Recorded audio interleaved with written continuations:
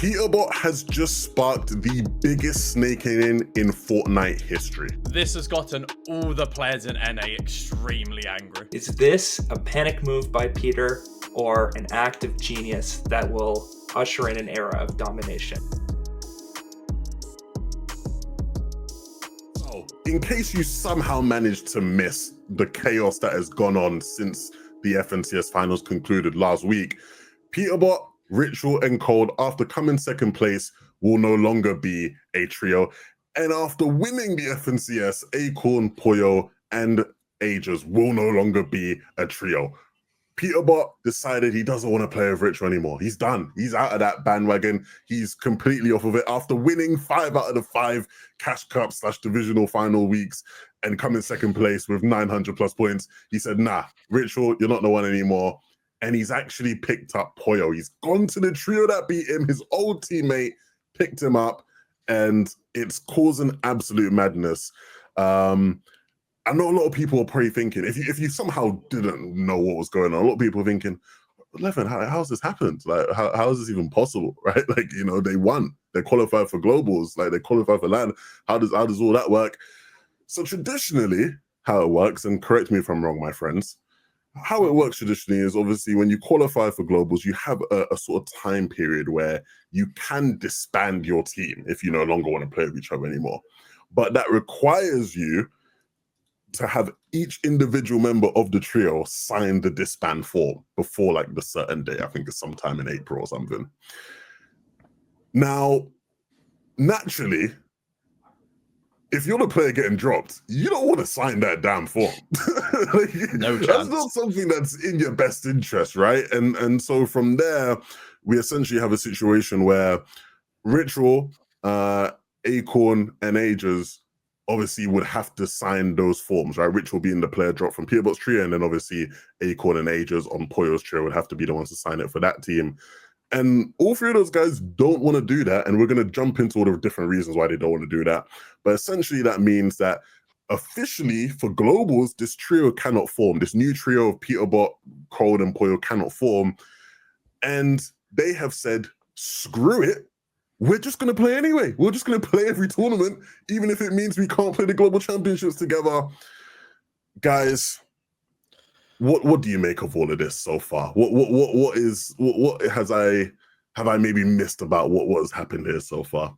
I mean, the first thing I want to say is only in Fortnite would this ever happen. You know, you're someone like Poyo, you just win, you beat the most dominant trio for that season, could have had the perfect season, and you go, I'm going to drop my teammates, I'm going to go over to the dark side to Peterbot, I'm going to go join him again after all the drama they went through.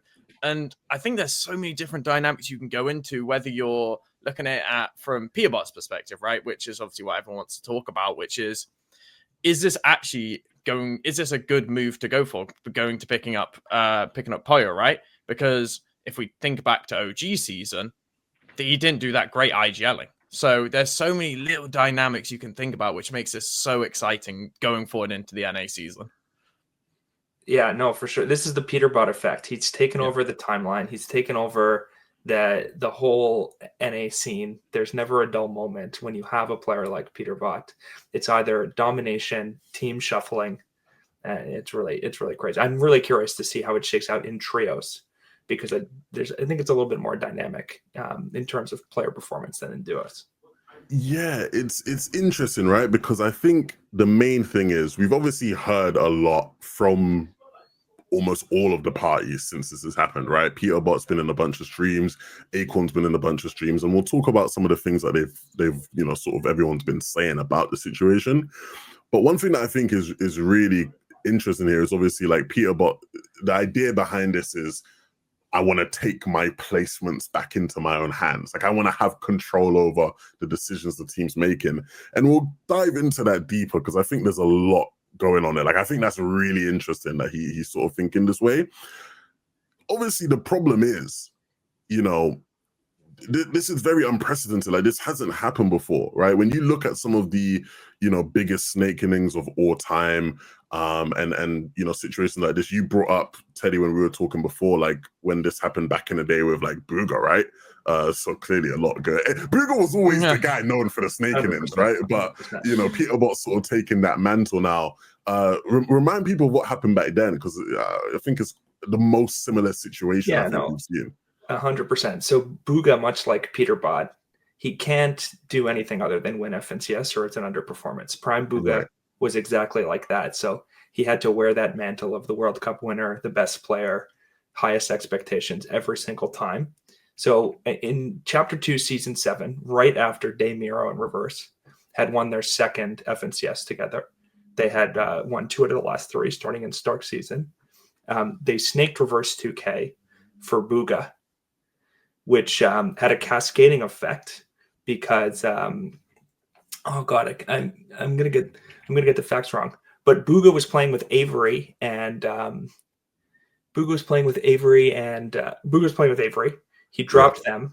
Avery had qualified for the next grand finals because there was a rule at the time where if you had top 3 and won FNCS, you were auto-qualified. Yeah. So exact same thing where all 3 players have to sign the form. He was with Stretch and Saf. Avery said he would refuse to sign the form. Stretch and Saf wanted to play with Kanata, so there was this huge snakeling. Reverse had no trio. Avery wouldn't sign the form. And Bugha eventually bowed to pressure. He played with Avery and was Nosh ultimately. He had a very mediocre grand finals by his standards, 8th place. It was kind of this entrance into the wilderness for Avery. Bugha then played with Miro the next season, began that three-peat, a really, really, really crazy situation. So I think this seems a bit bigger than that, though. The magnitude of it, because obviously this involves LAN rather than, obviously just the next season of FNCS. I guess the other similar situation was one you mentioned, Harry, of, when Acorn and Cold, right? When Cold wanted to stop playing with Acorn, he sort of got gaslit by his whole friend group that Acorn was terrible. And they wanted, and he thought about splitting. And then it didn't quite happen, right? Because then it was like, okay, so are we going to sign this disband form? Like, what's going on here? It's interesting, right? Because I think we have to look at, okay, so cool. Why don't these guys want to sign the disband forms if you're Ritual, Acorn, and Ages? Now, there's a couple different layers here, and I want to try to cover the most important ones. One of the most interesting ones that I think is really funny, but so true, is this might all be temporary. Right? Literally. Peterbot has been known to be, at least in recent times, a bit impulsive and someone who can easily change his mind, because a lot of people will be watching this and thinking back to when we got trios announced at Global Championships in 2024. This was the original trio. It was supposed to be Peterbot, Cold, and Poyo, right? That's what it was going to be. It was like, hey, we got Peterbot and Poyo, best do ever. Let's just add the next best player in the region, Cold, and play. And they played, and Peterbot quickly realized, hey, I don't want an IGL. Hey, these guys are getting more stats and numbers than me. I'm the best player on the team. I shouldn't be the one tapping. I should be the one in the best position to get all the kills and everything. And he decided, no, I don't want an IGL anymore. I'm dropping Poyo. I'm going to play a Cold, and we're going to find an IGL. What happens if they play again and he gets that same revelation of, actually, no, I don't want an IGL anymore? Now you've just disbanded and lost your global spot for nothing, right? Because Peterbot had a whimsical idea. So that's instantly, I think, the first reason why a lot of people are like, nah, or at least those guys are like, let's not disband yet. That's maybe a bit too much of a harsh decision. I want to ask Coach Harry, is this a good decision for Peterbot? He was so good in the last grand finals, probably the MVP of the tournament still. He's so good as a fragger when he can just put his head down, get eliminations, make these insane clutches. Is this a good decision for him to switch his role like this? It's interesting to think about, right? Because I spent a lot of time after it listening to Kanada's stream, who he had Peterbot on before even all of this happened, right? Because that's when I went on the podcast and said Peterbot was probably not going to split. Don't see a reason behind it. But what actually came out was apparently Peterbot on day 2 of the grand finals, he was actually co-IGLing and IGLing a lot of the situations. So maybe that gave him the feeling of, if I have the right players, I can just IGL. I can lead the team into success, right? Because, I agree. I think if you're thinking about what makes Peterbot the best is give him as little responsibility and make him just show off his raw mechanical skill and his insane refresh and fragging ability and solo clutching ability. Why give him the risk of just being IGL and doing nothing? you need to have enough respect, enough support in your backtalk from, obviously now it's got Cold and Pollo, to be able to just say, okay, maybe I'd just be better off being the one leading us into good positions, right? And to me, if I'm thinking about it, I don't know if this is the correct decision for him. I don't know if this is in trios, which is more of an IGL in game mode. You know, the IGLs matter a lot more, and having a strong and strict IGL matters a lot more in trios. If this is actually going to get the best out of Peterbot, and if he's willing to, I guess it is an ego thing for Peterbot saying like, I want to put it into my own hands, but you're going to see a lot less of the clutches and the fragging ability if he is the one tarping and just full tarping with cat mats whilst Cold and Pollo are getting the refreshes. Yeah, it's weird, right? Because obviously, you know, I referenced, you know, the fact that this trio technically already existed at one point, right? Yeah. And at the time, I think a lot of people, you know, I remember we talked about on the podcast, and we were also a bit conflicted because there's like different ways you can go with it, right? Because if you are Peterbot, it must be hard to sort of sit there. If you're not IGLing, right? Yeah. And you're Peterbot, it must be hard to sit there and watch someone lead you. And if you don't have confidence in them leading you, and if you don't believe that they can lead you, you know, into the best positions to thrive with how good you are and how the standards you set for yourself, it must be hard to do that. But it must also be hard for him to be the IGL and not be the one that gets to have the fun and getting all, because, you know, there's the risk of, and I remember this happening, there's a risk that if he is the one IGL and leading, he's not going to be the one getting the best numbers, you know, right? We can have a conversation about how silly that is. I don't want to have that conversation here, but you know, with the trend of like kinch stats and damage and all that, if he's now not leading those numbers, maybe his ego's hurt a bit, right? So maybe it's hard for him to take that role on because he doesn't want to be that person. I think at the time he struggled to have that dilemma. Like that was something that he struggled with, and he ultimately chose, okay, I want someone to IGL me so I can just pop off and focus on doing whatever the hell I want. I think after this grand finals experience he's just had, it strongly swung him the other way and been like, I don't care if I'm not the one with the most kills on my team. I want to win. Well, that's the expectations he has, right? He's like the GOAT apparent. He was supposed to be the GOAT at the beginning of the year. People were starting to give it to him. And the expectation is that he's going to win every FNCS. So that is something that can weigh on a person. And the one thing I've noticed about Peterbot's career is he wins when he plays a certain very, very, very aggressive style. When he played with Buga, more traditional style, he was, you know, they underperformed. They didn't even top 10 in that FNCS. If I went back and looked. When he was at his best, he was with Bila, and they were playing a really aggressive, high limb, high aggression style. And with Pollo, who is probably the top 5 fragger easily, maybe the second best fragger on the region. So I think maybe Peter wants to, and that's what everyone thought Ritual could do for that trio, but maybe Peter said, I want to control the pace, I want to control the aggression, and if I know I have 2 players who can at least keep up, we can dominate in our play style. So that, to me, maybe that's the rationale from his perspective. But I think it's an open question whether it'll work in grand finals. It'll definitely work in these open 60 eliminations, but will it work in grand finals against the best trios? That's the open question, because that's all that matters for Peter. The one thing I wanted to say quickly on that was, it's funny you say that about putting it in your control, because from what he said and from what I've heard and on the streams is game 9, 10, 11, 12, he wanted to key Pollo. He wanted to go land on them and key them every single game. But Ritual said, no, we're not doing that. We're going to land at Flood of Frogs. We're good enough. We've done well enough from there. We're just going to play from there. And it's like, that must be so infuriating. If you know that you can just, you're better than the other team at fighting. You know, you could just, even if you landed outside Night Shift and keyed in, you would probably kill them, let's say 3 out of the 4 games that you wanted to, right? That wins you the FNCS. And then we're not having this discussion. But because the decision wasn't in his hands, he's just sat there just twiddling his thumbs like, well, I guess we'll just land flooded. I guess we'll just see what happens. We've made 1 good end game out of 8. Maybe the 9th game is good. You know, it's like, and imagine you're doing that and you're having to like clutch in the end game, and like the 2 people that, and like the people that told you no are like dead watching. You're like, I'm just doing everything. You're not listening to me. Yeah, no, 100% that must be hard.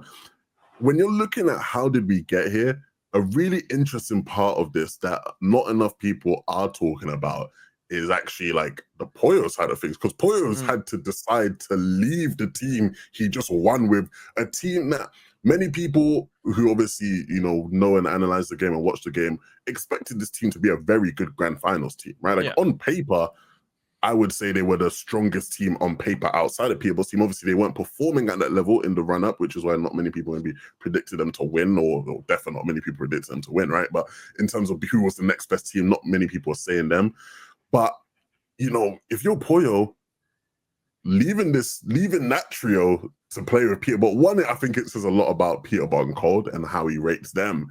But it almost is crazy how easy it was for Peterbot to just take Poyo back from the team that just beat him and won. And it's something that Peterbot actually flexed with, right? Like he was having an argument with Acorn on Facts at his stream, and he was like, yeah, well, that's why it was so easy for me to take your teammate, because you're a bleep. But let's talk about that for a second. Like, Poyo's leaving this team in Acorn and Ages. That's crazy, no?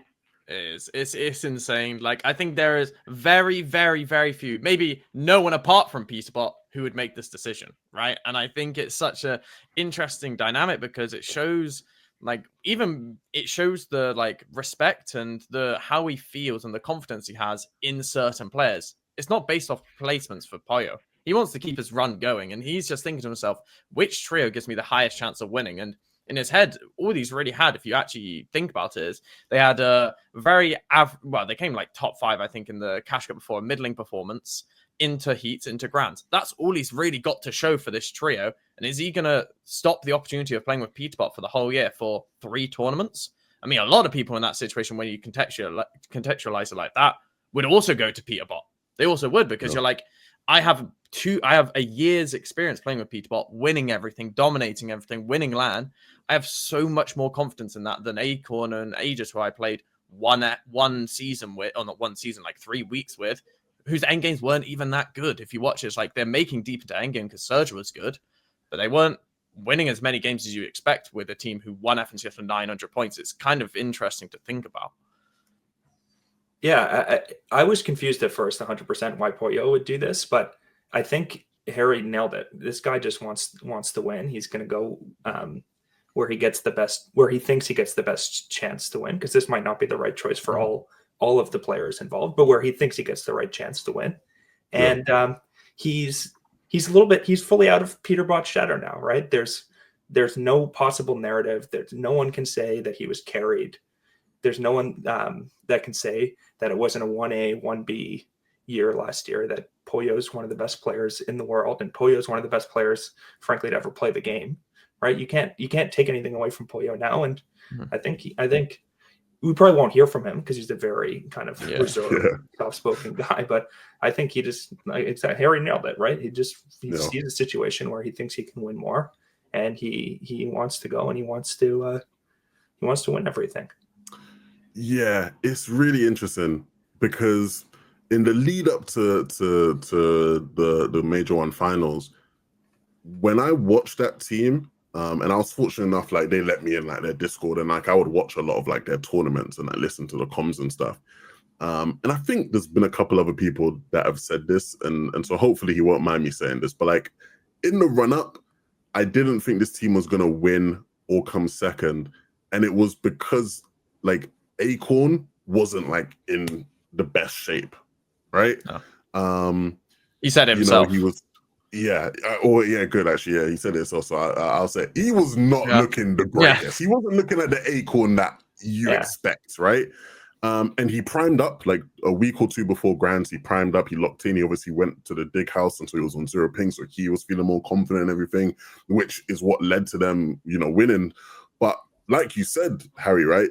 The tournaments before that weren't amazing tournaments, right? And so Poyo, there was a conversation I had with someone before all of this transpired, where they were we were theorizing what was going to happen, because I think a lot of people expected Peterbot to maybe do something after not winning. And one of the things people theorized was do you think Peterbot now goes and plays with Acorn and Acorn IGLs, right? And the one thing I said when someone suggested that to me, I was like, if Acorn, as much as that anybody wants to play a Peterbot, if Acorn was to do that it would be really in poor taste to Pollo and Ages, because there were probably a lot of times during last season where both of those guys thought, we should get rid of this guy. He's not up to scratch, right? And so if you've had a season like that where maybe things weren't always as smooth and as clean as you said, Harry, and then in the finals, you put on a masterclass and things work out, but you still just have the chance to play with Peterbots. Peterbot at the end of the day, it doesn't look like it's not as confusing, right? It's quite clear why that would happen and why Pollo would be so willing to make that switch back. So this has been something. Yeah. Acorn reminds me now of one of these like true veteran players. Yeah. And I'm a big NBA fan, right? Like there's always the LeBron doesn't really care about the regular season anymore. Right. Fully geared in for the playoffs. Doesn't matter the seeding. He doesn't need to win every game in the regular season. I think Acorn and some of these, they're really hard to judge throughout the season because are they just 100% gearing up for the grand finals? They're trying to show nothing, put nothing on VOD and be super, super ready. Or are they just not great options to trio with? It's so hard to tell with these more veteran players who really know how to play these grand final lobbies. I think there's quite a few veteran IGLs that are like that now. Like I can think of people in EU who sort of give me those vibes at times. I think that's definitely like part of it. And the reality is, even with that being said, in a grand finals in NA, there's no IGL I trust more to get the job done for my team than Acorn, right? Yeah, for sure. That's no slight on them. I think it is just, if you're Pollo, you won everything with Peterbot. You now, like you said, Teddy, he's out of the shadow in the sense of like he can always say, well, I got the win without Peter. Yeah. Right? And he couldn't win without me. But I won without him. Well, obviously you won with Violet, but it's different. You know what I mean, though, right? In the context of like this run that they're having, it's like, yeah, but I won without Peter. So like, I'm good. All right. Speaking of sorry. Go ahead. Maybe let me ask you guys. So this new trio do they have and Harry, you said that Peterbot wanted to key games, whatever, 10 through 12 in grand finals. Yeah. Could this team like really do crazy strategies? Like, could they like really get crazy with it where they're doing like kind of the Misha and Teeny thing a little bit? They're obviously no one's ever going to challenge them at the drop spot. So they have a drop spot alpha no matter what, but they can get super, super crazy and like, super crazy in grand finals because they know they're basically going to win every fight or guaranteed to win every fight. They have that confidence. Yeah, I mean, they easily could, right? I think you look at the players, I don't think, genuinely, apart from Ages, I think if you look at those three players, they're probably the three best, fraggers. Even if you put Peterbot in the frag role, probably the three best fraggers on the region, right? You put three of them together and you go fight whatever you want, you're going to end up in a situation where you're going to be winning majority of your fights. Based also on top of the fact the landing spot they've got this season, which is Crime City at the moment, which if you don't know a lot about that, basically you also get the train, so you get 2 vaults, you get a bunch of the dill coins, you can go get gold guns every game. They're going to be running around with gold guns, gold purple guns, the best heals, the best loot, fighting whoever they want to fight. It is really like, I mean, I said it last season and they didn't win, but it's really hard for me to go, how can this go wrong? Like, it doesn't feel like, unless Peterbot really doesn't enjoy IGLing, and you talked about the damage stuff, I do want to quickly bring up that in one of these clips, when he was defending the grand finals, he said, I got 51 kills and 21,000 damage. That even wasn't enough, right? Like, he's bringing it up. He's bringing up the stats. So maybe that is actually a little bit more of a problem than we think it should be. Fortnite players are, a little bit, their egos can get hurt if they're not top of leaderboards and top of whatever, right? But I just look at it, and as you said, like, can they just do crazy things? Yes, they genuinely could. They've quad LAN. Not as a trio, but they've quad LAN. They can play in whatever way they want. Other teams have a lot more to play for. They can drop. I would not be surprised if there are 5 plus 20 kill games in a grand finals. I would not be shocked if something like that happened. Well, you mentioned, like, can he IGL well, and will he enjoy it? And I think that's really the first hurdle that they're going to have to overcome, because realistically, they should just be fine when it comes to all the tournaments beforehand, right? Like all the weekly divisional finals and whatnot. It'll be interesting to see, though, whether they do actual like the 5 out of 5 again, right? And win everything. Because if they don't, then people go, ooh, look at that. Like this is a sign that this was the wrong decision, which that's a crazy standard to have set for yourself as a team.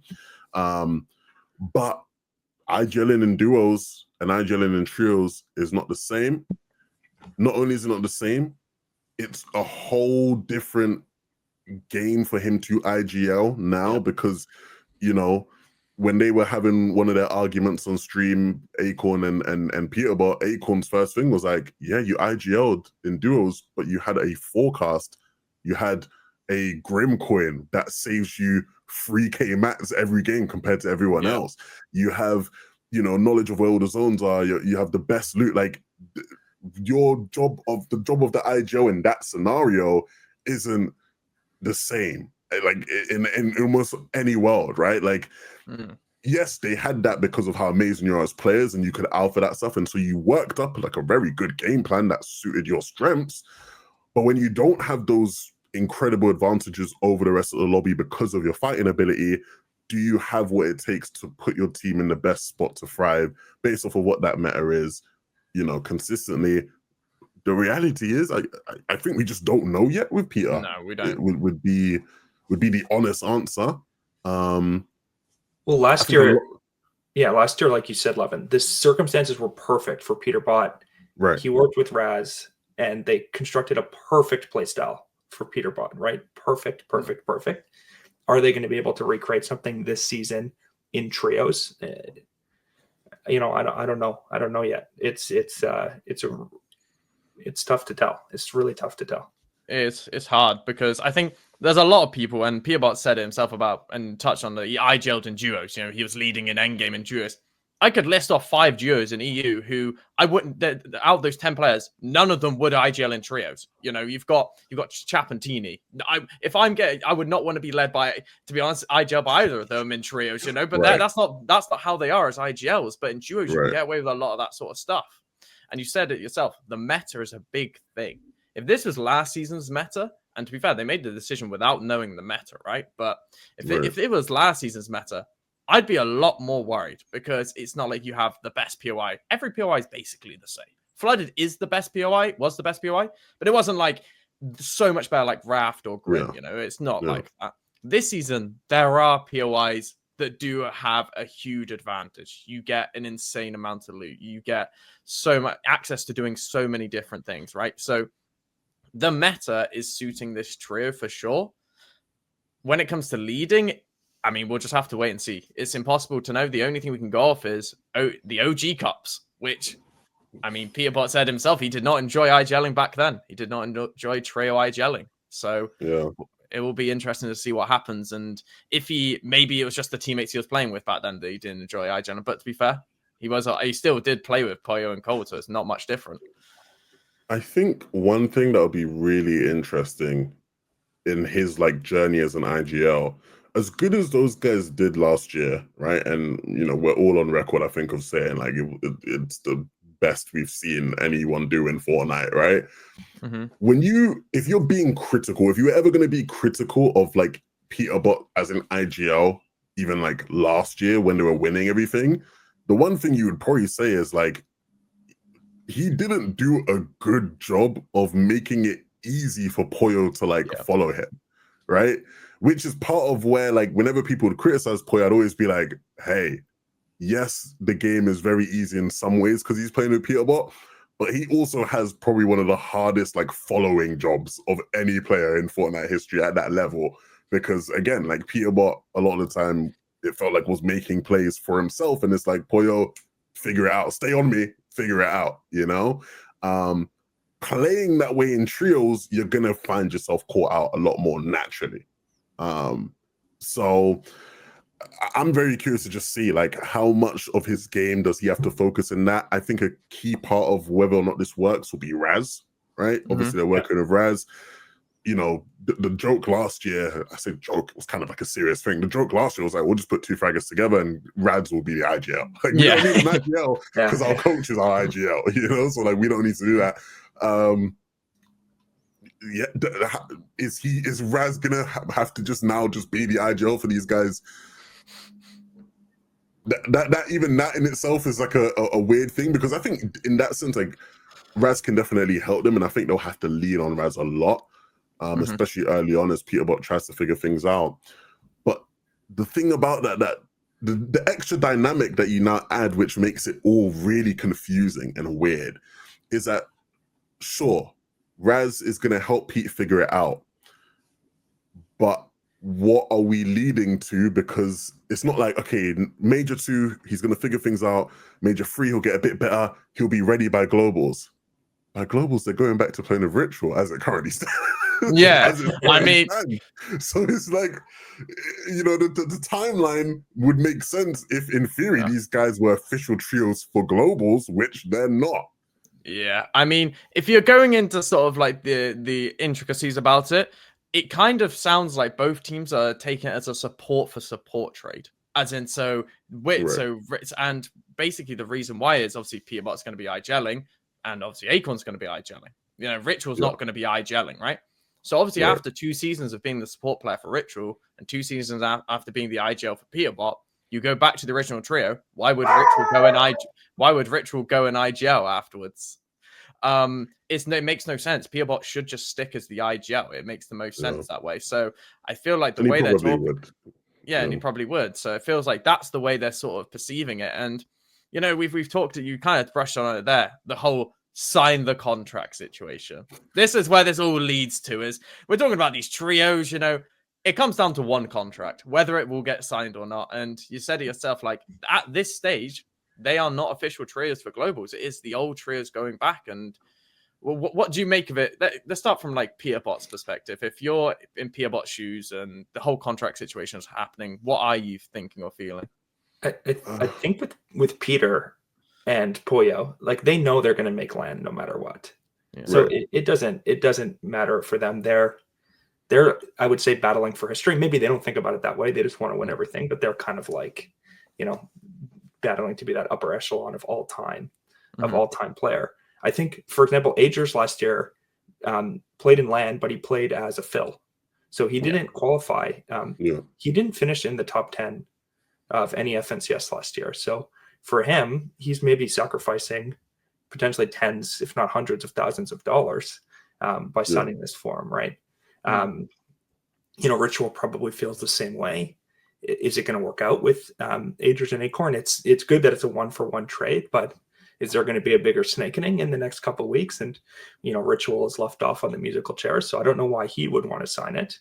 And then there's probably an element which is like, you know, F these guys, like we won together, or you know, I did my best. Like with Ritual, and specifically, like he's pretty much scapegoated right now. I mean, let me know if you guys disagree. He's pretty much scapegoated for this loss for Peterbot. But I think, you know, we all know there's a lot that goes into winning like these really super, super elite competitions where, you know, everybody all year was watching Peter, how he played. Everyone was looking for counter strategies. You had all these like super, like we said, like Acorn, all these like really experienced veteran players who have won Trio FNCS before, looking to knock them down. So I think from Ritual's perspective, he's like, hey, I mean, this isn't all my fault, right? It's a trio. It takes three players to win. So I'm not surprised that right now there's some consternation about signing these forms, and it's pretty entertaining. The memes have been electric for sure. Yeah, I mean, Aegis tweeting out a picture of Poyo behind bars, like early contender for tweet of the year for the Compo Wars. I'll tell you that much. It's a weird one because, you know, I mentioned obviously the whole like aspect of Peterbot might change his mind. Like in a week's time, he might go, actually, no, I don't want IGL, and they might just be like, all right, let's just go back to the original formulas of these trios. Maybe they do something different and try and get somebody else involved or do something weird that way. But there's also the element, you know, my good friend was the Antics. He did a video on this subject, and he he sort of talked about like just the ability to claim drops, right? Because one thing about this is that if those two teams disband, which is what would have to happen if they all signed the forms, that would then mean that Clix's team with Batman, Booga, and Yomzo would qualify for globals based off of Major 1, and also what's the Vidal, Cooper, and Sphinx. Vidal, Cooper, and Sphinx would also qualify. So now you have two teams qualified for LAN. Coming into this season, what are those two teams going to try to do? Claim the best drop spots, right? Yeah, we've qualified for LAN. We can grief this drop spot all year long because we want to claim it or whatever. If you're Peterbots trio, if you're Acorn trio, you don't want that. You want the power of being able to claim and have access to the best spots on the map all year long. So there's so many like weird parts about it that just make signing the form not really make sense. In the case of these guys, I think one of the biggest questions that will have to just be established is just, let's say these guys just don't play with each other. Let's say the forms aren't getting signed. Yeah. We're not signing these forms, but we're gonna keep these trios as they currently are. Going into globals, are these teams gonna be good enough to do the job, or has not played throughout the whole year? It's not even really the whole year, really. It's just a couple months. But like, has not playing for a while, does that affect anything? I personally don't think so, but I want to know your thoughts. I agree with you. Like, I actually don't know, because I think about it from both perspectives, right? You're Acorn, right? You're Acorn, you're playing with Ritual at the moment. Ritual and Aegis, all good. Let's say, for example, you get third place the next two FNCSs and Peterbot go to wins too. You're getting primed Poyo back. It's like, that's not a bad thing. I'm okay with that. Like, he's just played with Peterbot as a support to Peterbot and Cold, winning multiple FNCSs. It's not like you're getting a worse player back. You're getting an upgrade in that case, right? If in Acorn Ritual, if even, say, for example, Acorn, Ritual, and Aegis do well, and let's say they start doing well, maybe they win an FNCS or something, it's not like, again, you're getting a bad player. You are still just getting Poyo, who we all know is just one of the best players on the region. It's not a problem. And then from Peterbot's side, it's like, you can win the next two FNCSs, or even if you don't, and use it as 2 seasons to learn how to IGL. So when you get Ritual back, you're still ready and prepared, because the support role, whether you like to say it or not, it's the most flexible role. You can switch players in and out of the support role, and it's, as long as they know how to, take of IGLing and has some understanding of how to frag, it's not that bad to swap that. Swapping IGL, that's a bigger thing. That's a way bigger thing. But so I'm glad you laid it out like that, Harry, because I was thinking about this before we start recording, and it's why I actually came into this thinking this might be a mistake on Peterbot's part, purely for that reason that you laid out there. Going into the globals, if things stay as they currently are, he is weakening his team going into globals and strengthening their team through these antics, right? Whereas, like, in theory, you just stick things out with your current team and you work on strengthening your team and putting it in the best position for globals. Do you know what I mean? And like, you work things out with Ritual and figure things out, but it's like, as it currently stands, you are just weakening yourself going into globals. Well, let me ask you guys, because we have this EU versus NA. NA's won the last 2 global championships. Didn't have to remind us that, mate. No, that did not need to be needed. Thanks. And so how happy, there's some like really elite tier 1, elite EU trios, Venno, Fluxy, and Vico, Queasy, Murstache, and Swizzy, who are contested, finished 4th, right? Like, how happy are these guys that NA, these super teams on NA are kind of imploding right now? Like, how happy are these guys going into LAN, assuming that Murstache and Queasy and Swizzy make it, which I think is, you can pencil them in for sure. Like, how happy are these like truly elite EU teams, and how happy are you guys to maybe finally be able to take one off of us? I'm cautiously happy. I don't think you can be happy. Like, I feel like if you are the EU top teams, like, getting too happy would be naive, because ultimately, like I just said earlier, I do think both of these two teams going into the global season will be fine and will be good enough to be competitive. Like, before all of this stuff happened, right? Just take you to right as NA ended last weekend. Whatever you thought of those two teams going into globals, I think still will apply. going into globals. Because realistically, right, if things do stay this way, they will. It's not like they'll just get to globals and that'll be the first tournament they play with each other. Like they'll play that season. Like the season, I don't know what the dates are. I know the dates of globals, but I don't know how that will correlate to the season. Obviously, like last year's globals was quite early on in the season, right? It was like a month. I know, Harry, you weren't too happy about that, right? But not to bring back old arguments. It'll probably be the same though, right? Because if it's September, similar, right? Yeah, if it's similar time in terms of the timeline of the season, let's say they have like a month or a month and a half before globals, like that's more than enough time for those two teams to get primed and ready. That's literally how long they had. Like in terms of Acorn's trio, right? They were only together for a month, less than a month. So it's like, I think they will be fine. And so in that sense, if you're an EU team or an EU fan, I wouldn't get too happy. What are those calls going to be like with Ritual, Cold, and Peterbot? The first tournament back. Hey guys. Back or Acorn, Pollo, and Idris. I think the call is worse in Acorn's core than it is in I don't think it is, because I think it's worse than that one. No. Because like, let's say for example, Ritual just does the next two FNCSs and Peterbots just play with Pollo, won both of them, and he's like, I'm back with this guy who just everyone's saying stole my FNCS, like brilliant, like great, like it's just that doesn't make it great. It's like realistically, after like 3 or 4 months, like the business is business in NA. It's really weird listening to them because I feel like there'd be more emotion involved, but it really doesn't sound like it is. It's just business is business. They take a few jabs at each other. Acorn says you didn't win FNCS. Peterbot says I got sold, and then that's about it. It's like it's not like it's they're not saying like. That it doesn't feel that emotional, and listening to each person talk, it doesn't feel like they hate each other or I'm not going to want to play with this guy. And the only person who probably is taking this very personally is Ritual. You're just getting passed down. You're just like, this team doesn't want me. And then Acorn's like, I don't even really want him. I'm not going to sign the contract. And Ritual's like, I'm pretty good at the game, you know. I did get picked up because I'm good, you know. Well, it's funny because I was going to mention this, right? We talked about how technically Peterbots, this new trio already existed, right? Because Peterbot, Cold, and Pollo played with each other. They were the first trio that was actually really confirmed when trios got announced. One thing people don't realize, the trio of Ritual, Aegis, and Acorn is also a trio that has existed before. Those guys played a tournament with each other. And the reason I know that and I remember that is because I remember after they played the tournament, I'm pretty sure it was an eval. It was like a random NA eval that they played together. And I remember it because I remember Acorn screen shared to me a clip from one of their end games. And in this end game, it was still in scan season, to be fair. So I'm about to tell you, you have to remember they had the scan coin, which is why this was able to happen.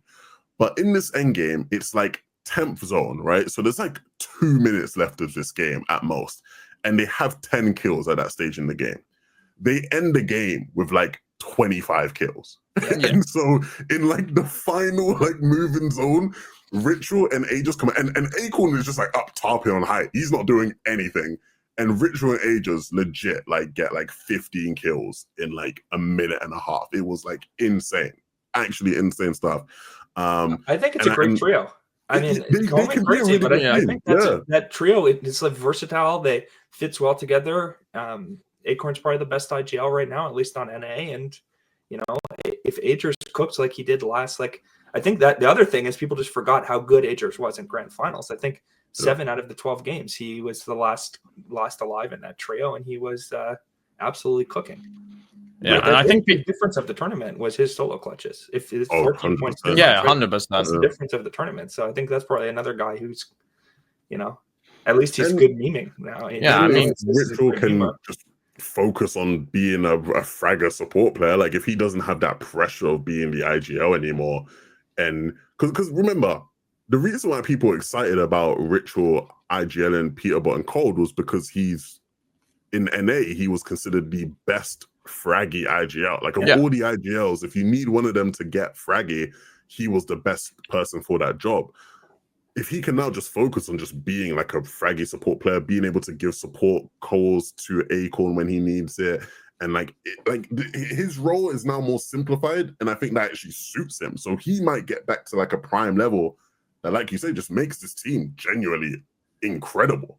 Yeah, I mean, the last time I was just quickly looking when you were talking about who Ritual had played with in trios, like he is on an incredible run in trios. Like the placements he's got, and he's played with so many people. He played with Aegis. I forgot about the Aegis and Cold trio that they were playing with in they were really OG good, season, where they got, I think, 4 back, where it says it was 2 wins, 2 second places back to back, right? They were a top trio, so they have good chemistry already. And yeah, I think both trios are fine. And I think when you said, like, talking about Acorn, Poyo, and Aegis, a good grand finals team, I would expect the exact same thing out of Acorn, Ritual, and Aegis. I don't think a lot really changes, like, how I would perceive them as a team. I think it's just how can they maximize the situation, and can they get the trio to a point before the deadline, which is obviously the whole thing about the contract, before the contract deadline, which I think is beginning of April. It's sometime beginning of April. Sometime early April, yeah, which is just before, like, heats and grands, right? Can you get to a point where you're confident enough then to go, okay, we're going to sign the contract because I have more faith in this than going back with Poyo, right? And that's what it comes down to. And we need to see whether they're going to develop to the point that they can get to that. But again, as you've already touched on, you leave open the chance to just get contested. To be honest, if you sign the contract late, why doesn't Clicks go, I'm just going to go land on them? We know they're definitely worse off spawn than Peterbot. Why don't we just land on them? And then they can't actually make globals at all. Right. So yeah, and I definitely think that being contested is way more of a risk for Acorn's new trio. Yeah. Right? And no one in their right mind is going to contest Peter cold. Yeah. That just sounds silly, man. But this is like it's cinema, right? We're one meme coin bear market away from NA being absolutely insane, right? One bear market away, and we're cooking again because Bolt says he's coming back in a big way. We have. I like this new Kanata trio, right, with Rise and Muzz. Like that's a fun team. That's a team that can do well.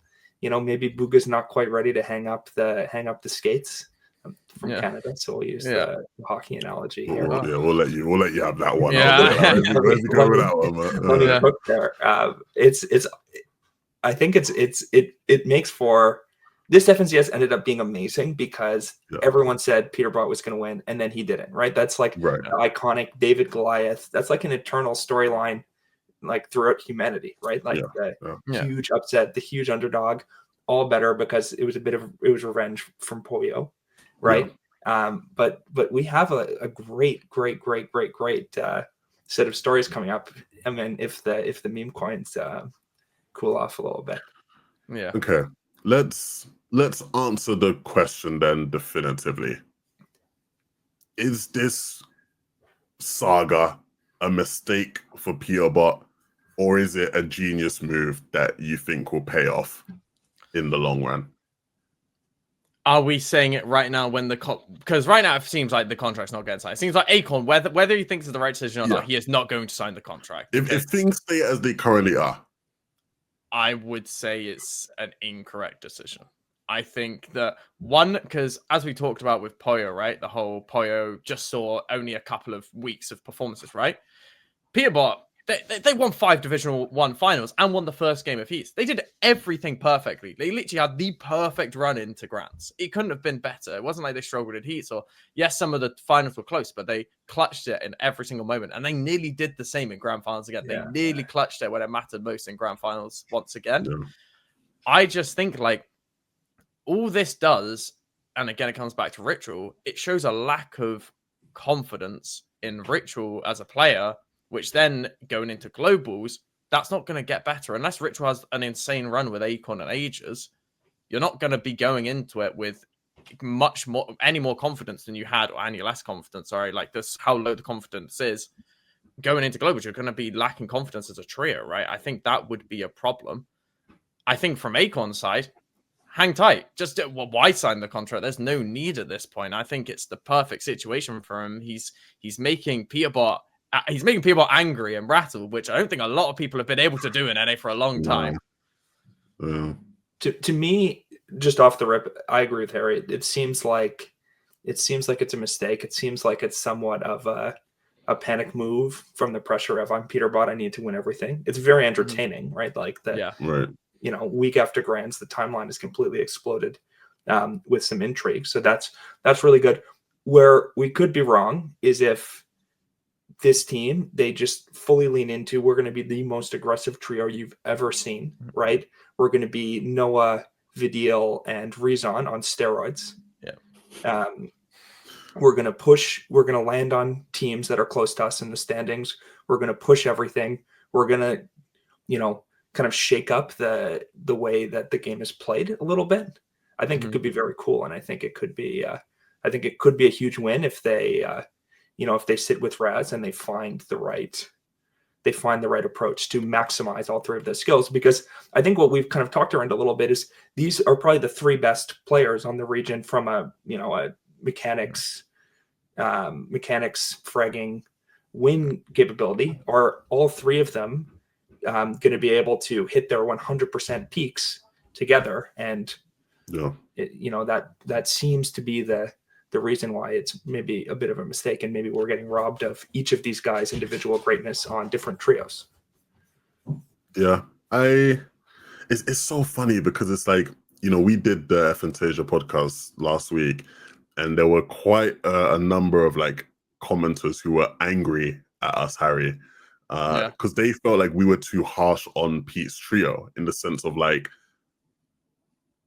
any other season that team wins like 900 points. Like do you know what I mean? Like 900 points is insane. Like it's not like they were bad, which is true. And when I listen back on it, maybe I don't think we were too harsh, but maybe we were, right? Like I hear people out in that sense. And so for a while after, I was like, maybe people are right, man. Maybe like it wasn't actually as bad as it felt, just because they didn't win where they've been winning everything. But then this move makes me go, well, we were correct. You know what I mean? Yeah, but then there's also just the aspect of like, it's all really in the hands of like Peter just going, I want that control, because he didn't feel like he was in control. And so I'm going to go against the grain in this sense. I did think it was a mistake, but this conversation has taught me into thinking it's not a mistake. Okay. And the reason I'm going to land there is just because I think the direction, I've not looked too much into this new season. The season dropped like 2 days ago for the time we're recording this. But I'm going to guess and make the prediction that the rest of the year is not going to be like season one, where there's no clear like advantage and win or condition or, God POI and whatever. I feel like we're just going to keep going in that direction. And if that's the case, I think a trio of Peterbot, Cold, and Poyo will be able to figure out a game plan around whatever the big advantage is that season. And I think they'll be able to do that enough to win Grands for the rest of the year and also win Globals. Whereas, like, technically, they've made their biggest competition weaker in NA, right? They've made their biggest competition weaker. And I think on the global stage, depending on what the season will look like, they've made themselves stronger because they'll feel more confident to play that way. Let's say like this year's globals was the exact same as last year's in terms of the meta. Obviously, it's not going to be, but let's say it was in terms of you have forecast, you have island, you have whatever. I think they would feel more confident going into it and be a better team as Peter Poyo Cold than as Peter Ritual Cold. And so for that reason, I'm going to say I think this will end up not being a mistake. It should be, though. It should be a mistake. It should be a mistake. I think Peter could, like you said so well, like Peter's been rattled here. For sure. Like I think he's been rattled here. I'd even go as far as to say he kind of got like, he didn't really get like checkmated here. Like I don't want to say like he didn't get checkmated, but like he was forced to do something out of being rattled. And I think he's gonna get fortunate and it will work out for him. But so in a year where everyone's like, this guy is Fortnite Jesus, not stoppable, the best. We've seen a chink in the armor. We've definitely seen a chink in the armor. Well, so what's success for this team? Do they have to three-peat for this to be successful, or what's success? I mean, they do, yeah. Yeah, they literally, if you're dropping second place, you have to win. This is the only outcome. If you come second again, it's just like you've wasted a season because you haven't made your old trio better for globals. You have to win. It's the only scenario. It's really weird because Peterbot set the standards for himself so insanely high. Yeah. And this decision somehow managed to set the standard even higher. Yeah. Because I think most people would have still expected over the course of the year for Peterbot, Ritual, and Cold to like be like the best team by the end of the year and like still probably win globals or like, you know what I mean? Like, I don't think that was a doubt anybody had even after they came second. So it's like now you've just because you won every tournament you played last season. You literally won every tournament except for Grand, and even Grand you lost by 14 points. One more game, you would have won. If Epic was like, "This is so good, we're going to roll it over to one more game," they would have. Yeah. They would have. A match point, they probably win. Yeah. Right? Like, no, literally, if it was a match point format, they win. But obviously, we don't have that. But anyway, besides that, it's like even if you look at that last game, I've not seen anyone say this, but like when you go back, they take height off of Acorn. They didn't kill them. If they had killed them when they took height, they win the tournament right there. Those extra kills would have been enough, and they win the tournament. So it's like Aegis was like running off high, and they like tagged him to like 10 white health or something, and he lives. And it's like literally, it was so they were so close to the perfect Fortnite season, and now you've made a move where somehow the standard is beyond perfect. Now it's like. No, you have to win every event, and you have to win every event by 150 points minimum. And you know what I mean? That's what it feels like. Yeah. So, I mean, if the forms are signed today and they don't win LAN, like it's a huge. People will look back at this. This was a big mistake. Yeah. The main thing is, I don't think this is even where the drama will end. There's been a lot of things people have said. I've heard Ages has said on stream that Raz messaged him to say, if Cole doesn't play, do you want to join the trio? Like that has been said on stream before. So this isn't even like guaranteed a confirmed situation. Oh my gosh. You know, so everyone's saying sign the contract. Like it's not even a guarantee this is the trio. It's not even a guarantee they might play one tournament. Peterbot's like, what the fuck am I doing? Like, why am I just sitting IGLing? Like, unless they are winning every single event, the way Peterbot is, and we've said it multiple times, if he doesn't win an event, the question will be, how can I make this better? Did I do everything? Well, he already thinks he does everything perfectly. He will then go to, how do my teammates play? Can I get better from my teammates? Or can I get better teammates? It will always just go back to that cycle of how can I get the best out of myself, which is obviously when it went from Fragger to IGL to Fragger in the OG season. And then he feels like he's had the perfect tournament. How can I get a better team? I don't think this cycle will ever end for Peterbot. I just don't see it ending. 100%. Well, 2 points. Well, one is that Cold has just skated through this completely. No one's talked about it. That's crazy. That literally every other figure in this drama has gotten tons and tons of coverage, and Cold is just like, I'm chilling. I'm just one of the best players in the region, and I'm just going to be quiet and off to the side. So I mean, W for Cold. But this is why I think it's so good that the decision was made for trios this year, because if it was duos again, it would just be Pete and Poyo or Pete and Cold, and they would be rolling, because there wouldn't be the element of trios just being a more team focused game mode and more difficult to win as kind of an individual talent. And I think it's such a good shift that there's trios this year. And I think if there wasn't trios, we wouldn't have had this upset, and we wouldn't have had any of this intrigue. No. Yeah. I mean, oh man, we're in store for a good year. Yeah. No, NA is bringing the drama, it's bringing the heat, it's bringing the entertainment for sure. We're in store for a very good year. In a week's time, this video could age incredibly poorly, but that is the beauty of this game that we love. And so let us know in the comment section down below what you think is going to happen. Is this a good decision? Is this a mistake? Is this the right move for Peterbot? Assuming everything stays the same. If you're watching this and things have changed since, the time we've released this video, based off of the new circumstances, what do you think then? Let us know. No, appreciate you guys for hanging out. Big shout out to Coach Harry and bringing his dad along for this video as well. The father-son pod. It's a dream come true for me. Hey, I had to throw that in No there. comment. No comment. I almost forgot, but I had to throw it in there. Appreciate you guys all as always. And we'll see you guys all on the next one. Peace out.